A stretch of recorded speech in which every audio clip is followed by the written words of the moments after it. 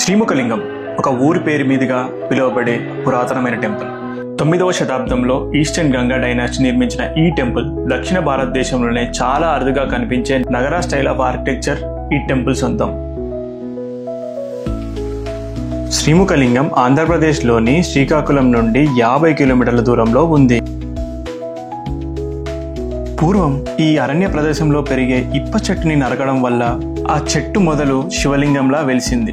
ఆ చెట్టులో వెలిసిన శివలింగమే ఇప్పుడు ఇక్కడి శ్రీముఖలింగం. పూర్వం ఇదంతా అరణ్య ప్రదేశం. ఈ అరణ్యం పేరు గోవిందవనం.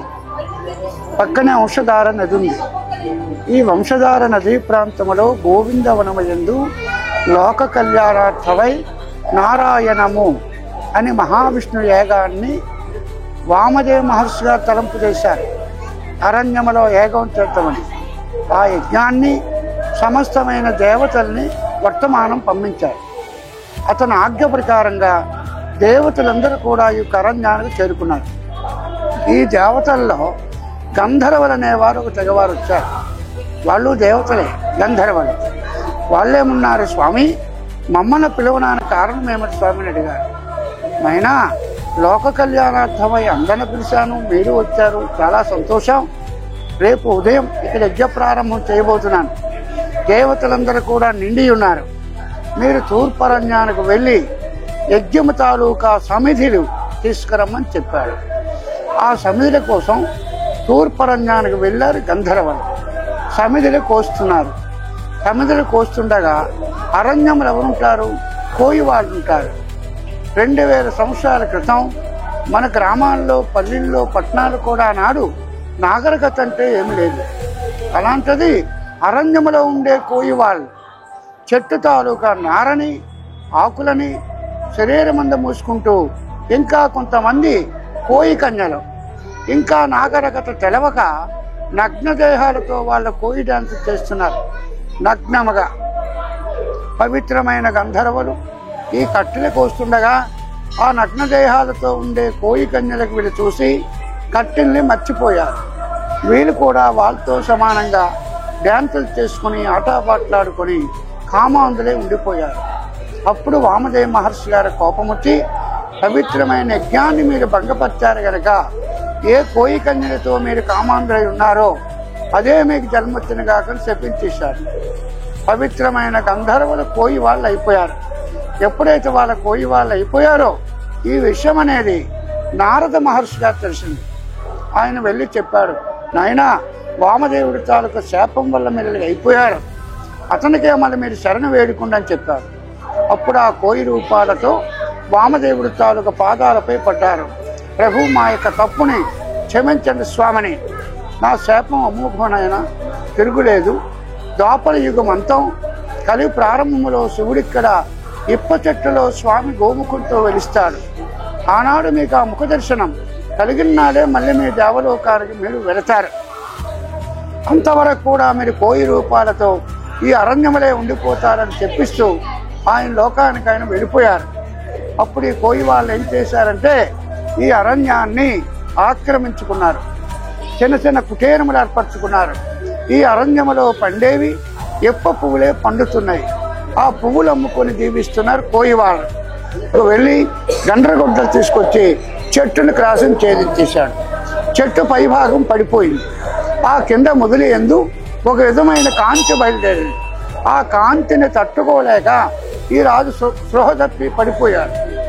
అప్పుడు ఈ జాతి వారి ఉంది కోయావడి ఎవరితో దేశాన్ని నా భర్తని విషప్రయోగం చేసి చంపేసింది, బంధువులందరూ కూడా రండని ఆమె తాలూకు బంధువులందరినీ వర్తమానం పంపించేసాడు. వాళ్ళందరూ వచ్చారు. నీ చంపేస్తాం, కొట్టేస్తామని భయపెడుతున్నారు.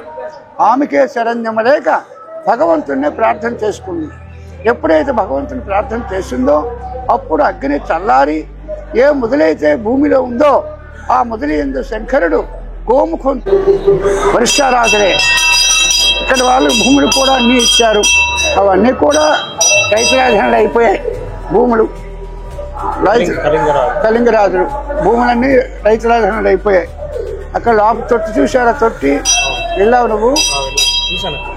ఈ ఊర్లో కుమ్మరి వాడు ఉండేవాడు. కుమ్మరి వాడు కుండలు చేసేవాడు. వాడి పేరు నాగన్న. వాడు ప్రతినిత్యం కూడా స్వామివారికి మట్టి ప్రమితుల దీపారాధనకు మట్టి కుండలు ఇచ్చేవాడు వంట కోసం. వాడికి ధనముంది, ఐశ్వర్యం ఉంది, ఆరోగ్యం అన్నీ ఉన్నాయి. గర్భవతుల పిల్లలు లేరు. స్వామి, ఇంత ధనం ఇచ్చావు కానీ నాకు సంతానం ఇవ్వలేదు స్వామి, సంతానాన్ని ప్రసాదిస్తే ఇచ్చాడు. అన్ని ద్వారాలు దాటేది కానీ గర్భారం ద్వారంకి వచ్చేటప్పటికి ద్వారము చిన్నది, గోళం పెద్దదైపోయింది. ఎందుకంటే ఫల ప్రమాణాన్ని మర్చిపోయాడు. ఒక గోళాముని బలుద్బందిగా నెట్టారు. మట్టి కాబట్టి ఒకటి భిన్నం అయిపోయింది. మిగిలేదో గోళం ఉంది.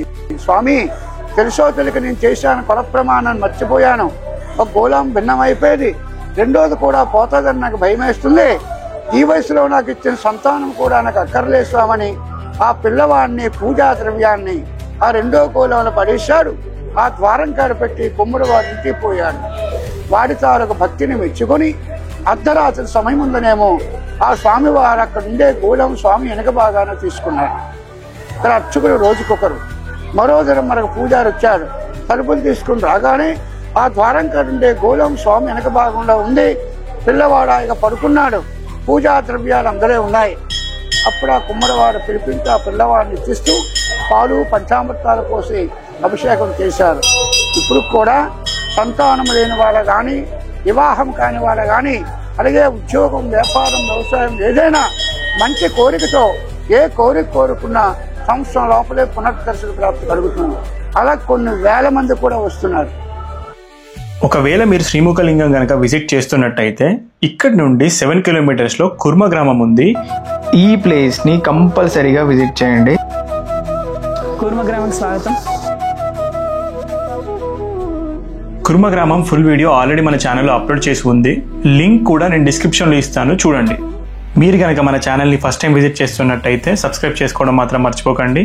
ఈ కంటెంట్ కనుక మీకు నచ్చినట్టయితే లైక్ చేయండి, మీ ఫ్రెండ్స్ అండ్ మీ ఫ్యామిలీ మెంబర్స్కి షేర్ చేయండి. Thanks for watching. మళ్ళీ కలుద్దాం.